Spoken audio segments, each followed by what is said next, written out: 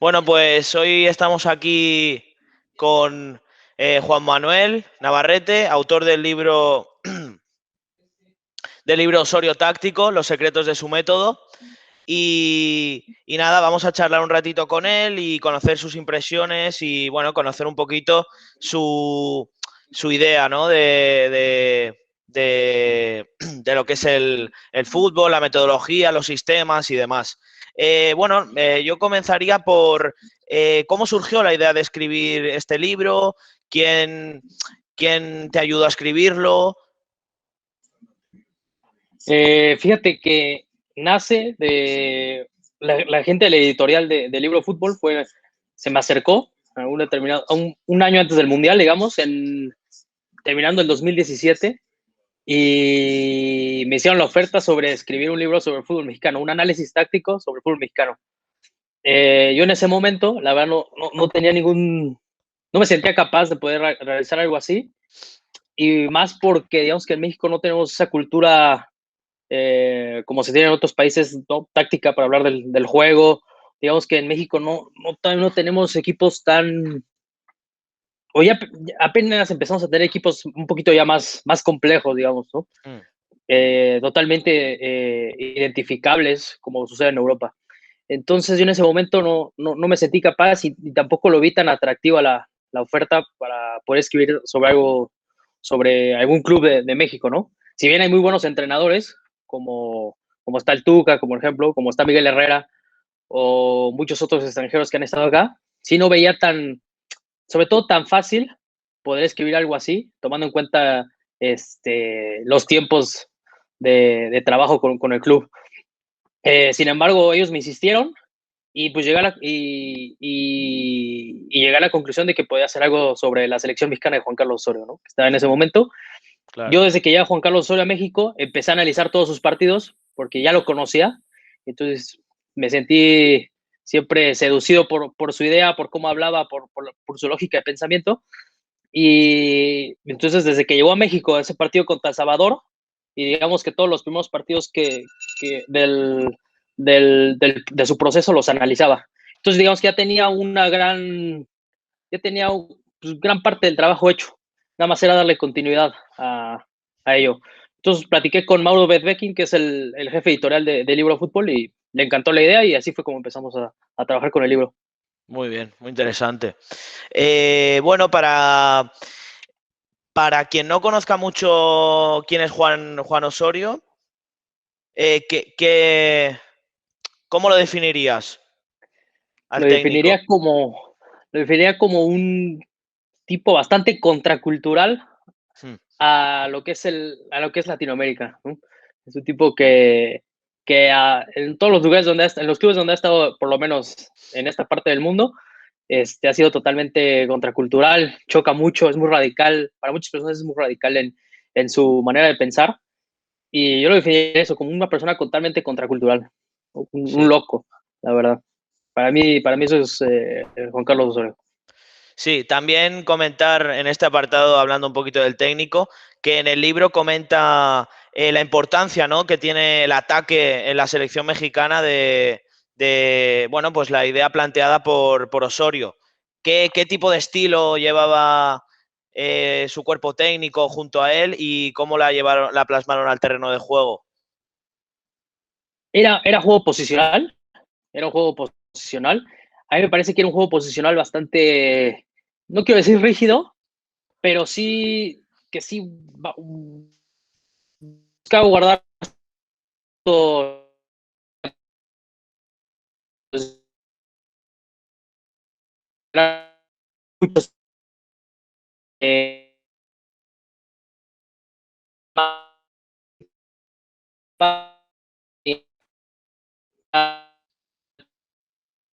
partidos por la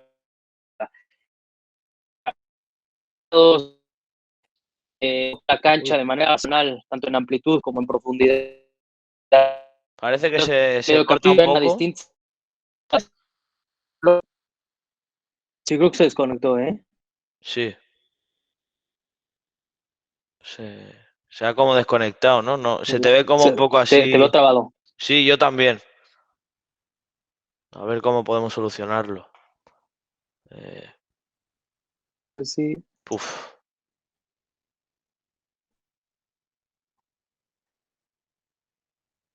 Se ve como trabado, ¿verdad?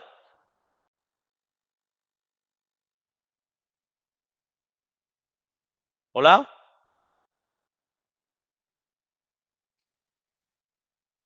Juan Manuel abandonó.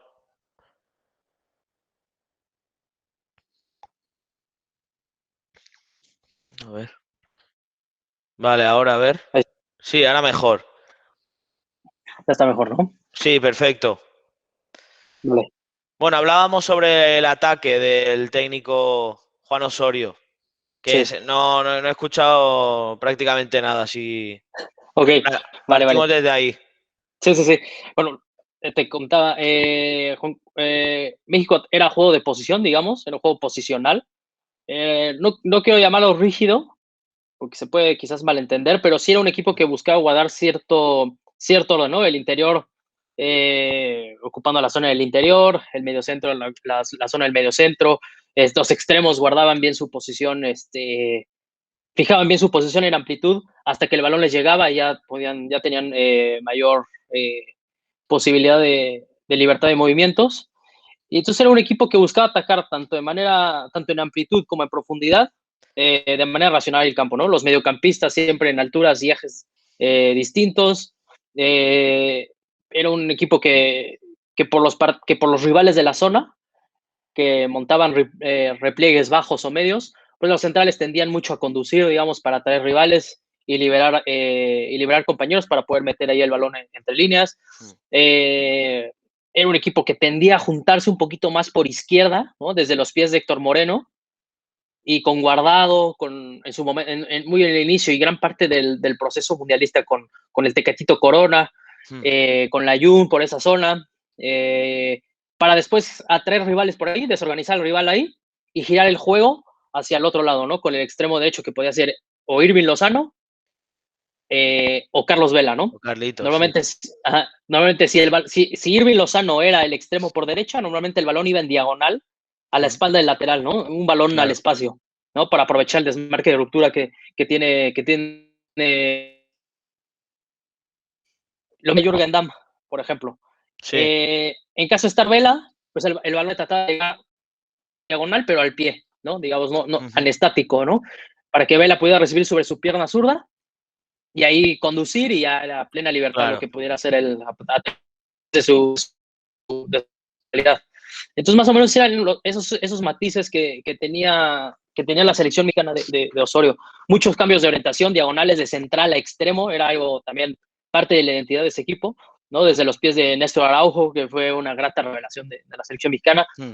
de su pase Ahora, de sí. central por derecha con Tecatito o Héctor Moreno con Lozano, con Vela, ¿no? Mucho juego interior, presión trasera. Era un equipo muy intenso sin balón, muy, muy intenso, que defendía el balón, que podía perder por ciertos momentos.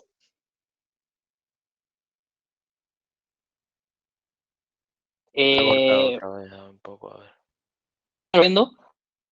y eso es lo que podemos tener de sin balón, con un equipo emocionante, muy, muy intenso, muy, muy agresivo.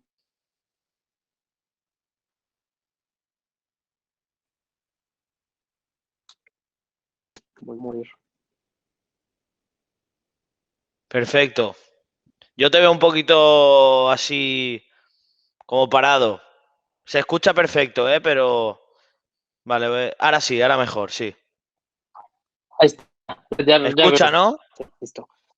Ah, ¿me puedo repetir nada más? Dime. ¿Me puedes repetir la última pregunta? Que Sí, se, sí, se se me traba trabó un a poco. mí. No, decía que ahora, bueno, que pasamos a hablar un poco de preguntas un poco más técnicas, un poquito más relacionadas con lo que es el juego, ¿no? Y bueno, yo te quería comentar, bueno, que en el libro habla sobre que el fútbol es un sistema complejo y dinámico. ¿Tú crees que en la actualidad es uno de los aspectos más importantes en el Sí. fútbol?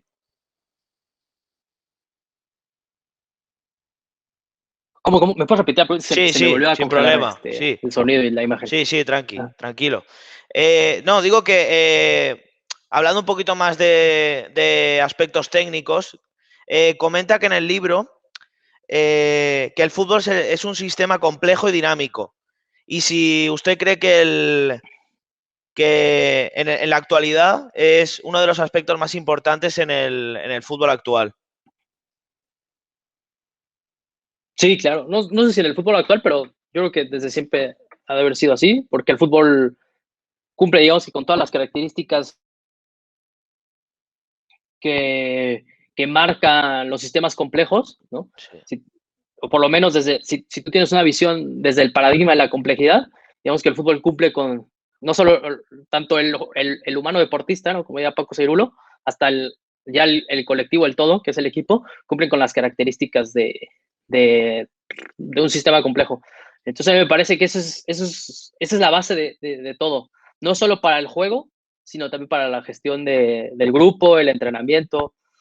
Me parece que eso es por lo menos para mí, Sí. esa visión, ese paradigma debe ser por el cual se debe ver al humano deportista y a los equipos Ujú, a los deportes de equipo, digamos. ujú. Entonces sí me Interesante, parece que esa es claro, una base importantísima. claro. Sí, también apunta la rotación como uno de los factores importantes en el fútbol actual. ¿Qué nos puedes decir sobre la rotación y por qué crees que es tan importante este aspecto? Las rotaciones, ¿por qué son tan Sí, importantes? Eh, él, él, él las manejaba, él daba un discurso ante los medios sobre dar oportunidades, ¿no? mm, A los jugadores, ¿no? Él decía mucho que en la vida todos merecemos o la oportunidad de poder participar y poder sentirnos importantes.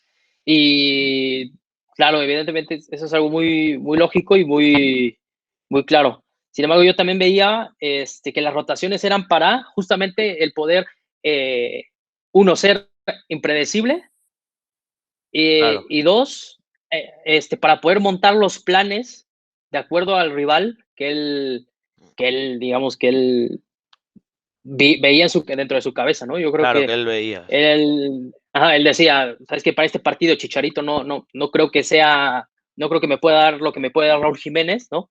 Mm, Entonces lo voy a poner a Raúl Jiménez con Jonathan, porque ese, ¿no? Este partido. Entonces a ujú, mí algo que me gustaba mucho, creo que muchos nos dio la manera de ver fútbol, de que el fútbol no es algo tan lineal, algo tan rígido, y había por personal mucha gente en México que su manera de pensar y ver el fútbol a través de las rotaciones. Y a mí en lo personal fue algo que yo veía como un plus competitivo de la selección mexicana, porque hay que recordar que México ¿no? México está ahí de la élite y mm, las selecciones un poquito más abajo, México está por ahí, ¿no? claro, En esa sí, zona gris donde puede ser superior a varios equipos, pero si se enfrenta a las potencias como Argentina, Brasil, España, Alemania, Bélgica, etcétera, pues necesita ser un claro. equipo bastante que se adapte, ¿no? Que se adapte al rival Ujú, de las rotaciones, donde las rotaciones te dan un plus, ¿no? De impredecibilidad, como sucedió ante Alemania, que Alemania no esperaba que México saliera con ese plan de juego, y pues para poder ejecutar ese plan de juego de mejor manera. ujú. También uno de los, Además de que yo creo que se fomenta una gran competencia interna, ¿no? Con las rotaciones. claro, sí. También uno de los puntos que más nos ha sorprendido es cuando habla de la ecología en el juego. ¿A qué se refiere con la ecología en el juego? La ecología del juego es, digamos, es la ecología, digamos, de los sistemas, ¿no? Puede ser, es esta parte ahora sí que el contexto, ¿no? Por Mm, ejemplo, esto se puede ver, por ejemplo, mucho en los entrenamientos, ¿no? Digamos que la ecología de los sistemas se puede ver muchísimo en los entrenamientos, ¿no? Por ejemplo, no es lo mismo tú entrenar, digamos, un juego de posición en la que la direccionalidad, perdón, en la que sí, en la que la direccional sea perdón, en la que el rectángulo sea más ancho que profundo, ¿sí me entiendes? Los Claro. comportamientos van a ser totalmente distintos, totalmente distintos. Eh, por ejemplo, si armas un rondo circular, no va a ser lo mismo, el tipo de pase, Claro. Mm. qué jugadores van a intervenir de mayor frecuencia no va a ser lo mismo que un rondo cuadrado, ¿no? Y así lo puedes ir llevando, haciendo más complejo. Por ejemplo, yo no soy el mismo, yo no me comporto de la misma manera con mi familia, a que cuando estoy con mis amigos de toda la vida, Mm. a que cuando estoy con el cuerpo técnico, a que cuando estoy con personas totalmente desconocidas. Eso hay muchísimos estudios, por ejemplo, de eso, de cómo inclusive las personas interactúan en museos, por ejemplo, o en oficinas, de acuerdo a los espacios. Si es una, si hay una pared que divide el espacio en dos, o si hay escaleras, si no hay escaleras, los colores inclusive, por ejemplo, también. Entonces, eso es más o menos a lo que me refiero con lo que cuando cito o trato de utilizar un poco la teoría, bueno, que no es teoría, pero un poco sobre la lógica de la ecología de los sistemas, ¿no? Porque en el fútbol tú todo el tiempo es eso, ¿no? ¿En qué espacio estoy jugando? ¿Y cómo es ese espacio? ¿No? No es lo mismo tú atacar en campo contrario con probablemente 10 jugadores por detrás de la línea del balón Claro. a que tú en tu saque de meta puedes hacer el campo enorme, ¿no? Enorme, enorme, enorme, enorme, ¿no? Puedes decirle a tus extremos y a tu delantero que fijen lo más profundo que se pueda. Entonces, tienes un espacio enorme para empezar a jugar, ¿no? Entonces, es más o menos eso a lo que me refiero. El uso que le quise dar ahí para igual darle ahí el contexto de algunos comportamientos de la selección mexicana. Claro. Bueno, espero que haya quedado claro, ¿no? Bueno, y además, una pregunta también bastante interesante es ¿cuál es tu percepción en el juego de posición, ¿no? Porque digamos, ¿qué consideras tú que le aporta al equipo para poder jugar con pelota? Ok, bueno, el juego de posición, eh, pues digamos que principalmente lo que aporta es, creo, bueno, para empezar es una idea altamente compleja, Claro. requiere comportamientos altamente complejos, lo cual requiere un proceso largo y además muchísima enseñanza al jugador. Eh, Sobre todo lo que yo más veo del juego de posición de manera positiva, no es solo que el extremo reciba con ventajas, que el tercer hombre, que bla, bla, bla, la ocupación de los espacios, tal, sino hacerle entender al jugador que no participando está ayudando, ¿no?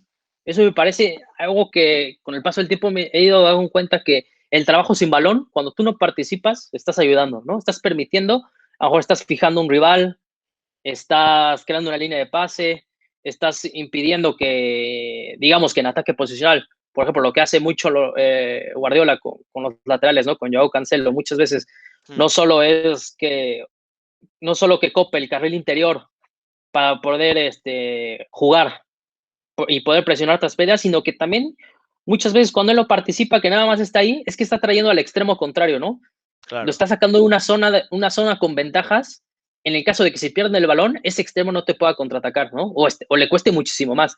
Entonces, para mí, la principal ventaja del juego de posición es esa, hacer entender al jugador que piense en un todo, ¿no? En el todo, en el equipo, en, en que si yo no intervengo, estoy ayudando. Y si la tengo, evidentemente, pues estoy ayudando, ¿no? Entonces, eso para mí es lo principal, la principal ventaja que yo le veo al juego de posición, la educación al jugador eh, sobre una perspectiva ya más global.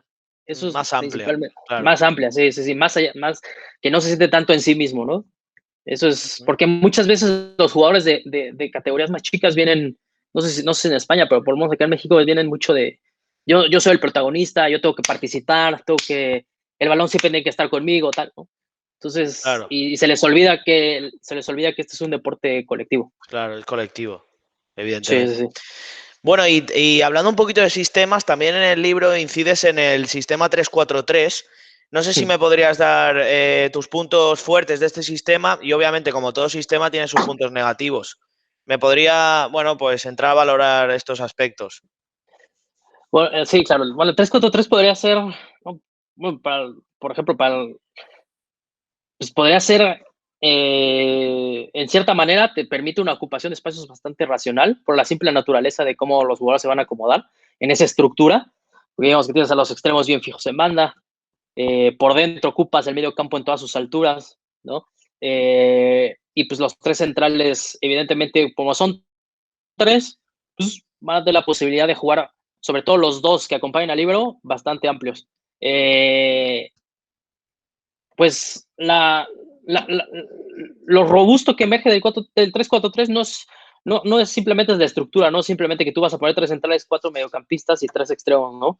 Sino que creo que creo que hablo de eso en el libro, sobre ese 3-4-3 va a ser robusto de acuerdo a las complementariedades y a los jugadores que tú juntes, ¿no?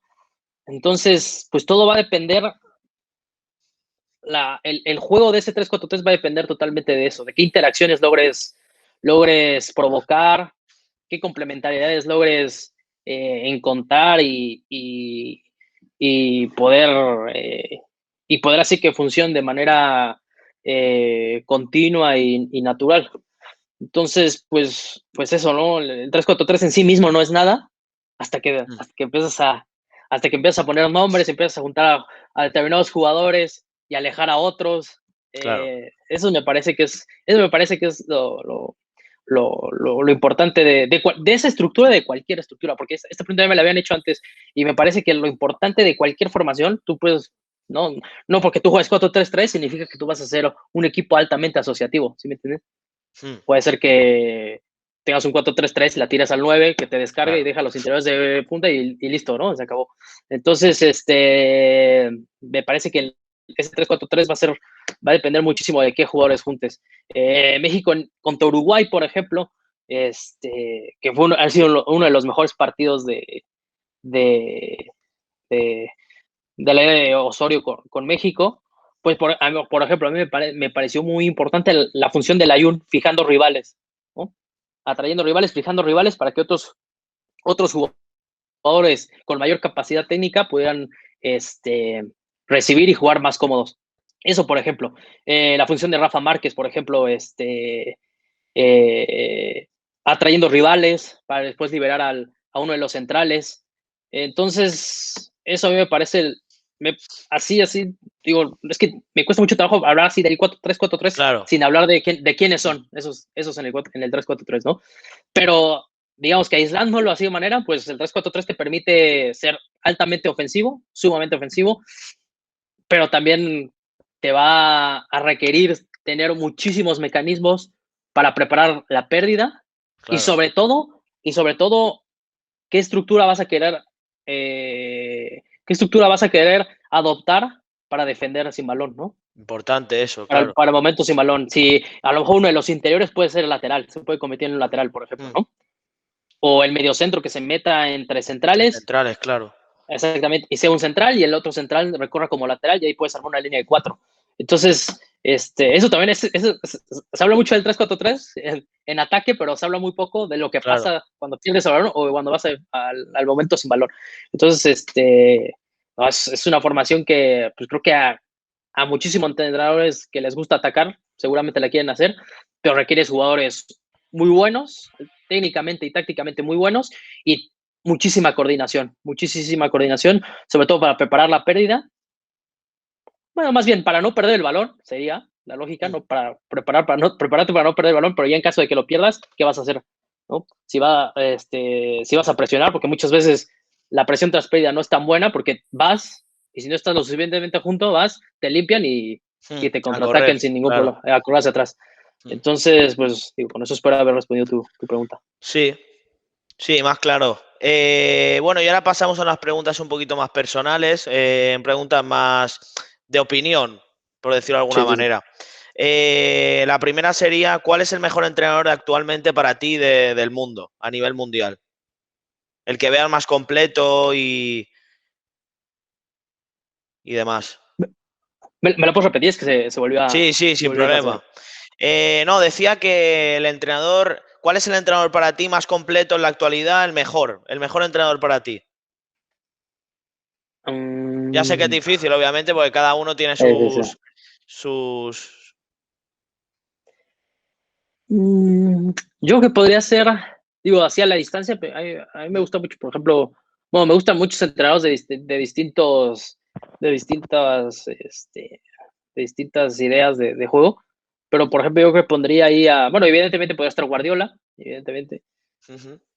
por la capacidad que tiene para convencer al jugador, muchas veces que son jugadores sumamente importantes, ¿no? Importantísimos, hacerles entender lo que te decía previamente, ¿no? De no participando, vas a ayudar al equipo, ¿no? Claro, Entonces, hacerles entender a jugadores de élite, como por ejemplo puede ser, en este caso, Kevin De Bruyne, por ejemplo,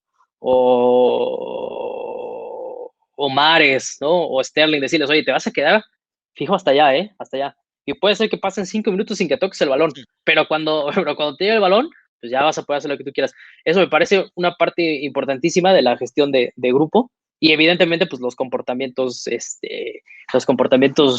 que ejecuta el equipo.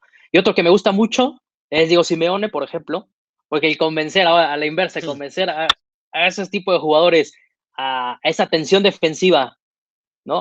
A claro. competir a partir de no tener el balón, también me parece Complicado. que debe ser una tarea sumamente complicado, sí, sí, sí, Y tantos sumamente años ya, complicado. claro, uff, Exactamente, y tantos años en un club como el Atlético de Madrid, que tiene una afición bastante exigente y efectivamente. muy, muy, muy, bueno, a la distancia me parece que es una afición sumamente Sí. arraigada con los valores del club, con la historia Ujú. del club, con lo que es el club. Me parece que Diego Simeone es de lo más top, top, top que hay en el mundo. Quizás no llama tanto la atención porque no es un tipo que a lo mejor entrene como tanto de moda, ¿no? ¿No? Tanto como estamos acostumbrados a ver ¿no? En los libros de metodología actuales y no juega como queremos, como la mayoría quiere que juegue, ¿no? Sino que Ujú. es un estilo defensivo, pero a mí me parece que Diego Simone debe ser de los más top ahorita y en los Ujú. últimos años. Sí, sí, totalmente de acuerdo. Eh, bueno, también le quería comentar que cuánta importancia tiene la tecnología en el fútbol, ya sea para analizar rivales, para analizar tus propios entrenamientos o, bueno, como estamos viendo últimamente con la tecnología, con el VAR, por ejemplo. ¿Qué crees que, eh, que ha mejorado la tecnología en el fútbol? Oh, pues bastante, yo creo que he abierto las puertas a muchísimas cosas, a profundizar muchísimo más en el juego. Pero desde mi punto de vista de analista, por ejemplo, eh, yo me puedo pensar lo que hacían antes, ¿no? Que Mm. tenían que grabar el partido en VHS, por ejemplo, ¿no? Y te tardabas muchísimo tiempo en cortar y ese VHS se tenía que ir a que alguien te lo cortara y te lo regresaba y tal. Mira, todo ese tiempo, Claro. pues ahora ese tiempo ya lo tienes tú para poder literal estar viendo, desmenuzando comportamientos. Entonces, pues, evidentemente la tecnología nos ha abierto las puertas a muchísimas cosas, a ser más profundos, a ser mucho más estudiosos del juego, a poder incidir de manera más directa, pero también creo que a veces caemos en una neomanía, ¿no? Creo que así se llama neomanía, como lo dice Nassim Taleb, neomaníacos, nos volvemos neomaníacos, que cualquier cosa que sale ya la adoptamos, ¿no? Mm. La adoptamos sin saber si siquiera funciona o no, o sin realmente evaluar lo que hacíamos antes y que lleva mucho tiempo funcionando, debe ser eliminada. Muchas veces, muchas cosas que se vienen haciendo durante el tiempo han durado eso porque funcionan, ¿no? Y ahora con la velocidad a la que vamos, pues están en peligro muchas de esas cosas pues, que pueden irse eliminando sin ninguna razón. Pero sí, la tecnología, por lo menos desde el punto de análisis, sí ha abierto muchísimas cosas. Me parece que ha cambiado el juego por completo. O sea, desde el simple hecho de tú poder ya grabar, o sea, algo tan básico como es grabar tu entrenamiento, Claro. tu partido y poder analizarlo en la comodidad de tu computadora y poder sacar cortes súper fáciles, ¿no? Si quieres, inclusive sin ningún software de tagging o de eventing, poderlo hacer en un iMovie o en un programa básico de edición, eso ya es un plus competitivo importantísimo. Y además de eso, o sea, inclusive ya con eso puedes empezar tú a crear ya tu propio conocimiento sobre tu equipo o tu club. Entonces, no, pues, claro, la tecnología es importantísima ahora, con los GPS, con el tracking, con muchísimas cosas. Ahora, el problema ahora es canalizar toda esa Claro. información que es muchísima Ujú. y lo bueno es saber qué agarrar, qué Claro, filtrar, administrarla bien etcétera. y no, claro. Sí, sí, Ujú. sí, porque pues, o sea, en Europa me imagino que debe ser aún más difícil jugando cada 3 días, ¿no? Acá en Ujú. México todavía tenemos la chance de tener semanas largas en promedio, ¿no? De sábado a sábado, domingo a Claro. domingo, o sábado a viernes, o viernes a domingo. Y aún así, es muchísima información para procesar y para poder crear algo significativo para poder entregar al entrenador del cuerpo técnico. Ujú. Bueno, y unas últimas preguntas así un poquito más rápidas. Obviamente, no sé, bueno, supongo que seguirás la Liga Española y verás que hay que quedan unas últimas jornadas vibrantes. ¿A quién ves favorito para llevarse el título? Uf, pues mira que con el Real Madrid, la Liga Española bueno, evidentemente es la mejor del mundo, yo creo, a nivel de juego. Digo, la Premier lo ha ido alcanzando ahí poco a poco por los entrenadores que han llegado, pero no, está muy Está cerrado. Yo creo complicado, está que complicado. está complicado así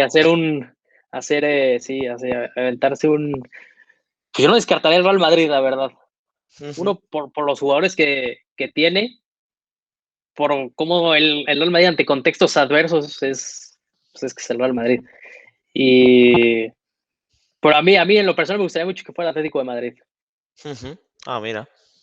Sí, Y obviamente ayer terminamos los cuartos de final de la UEFA Champions League. Que sí. de los cuatro que quedan, ¿a quién ves favorito para llevarse la orejona? No tengo tan dominados a los equipos, pero digamos que cuando tengo tiempo veo lo que puedo de fútbol europeo. Y a mí me gusta mucho el City, se me hace un equipo tremendamente dominante. Hmm. Y yo creo que esta puede ser el año de Guardiola del City, creo que puede ser.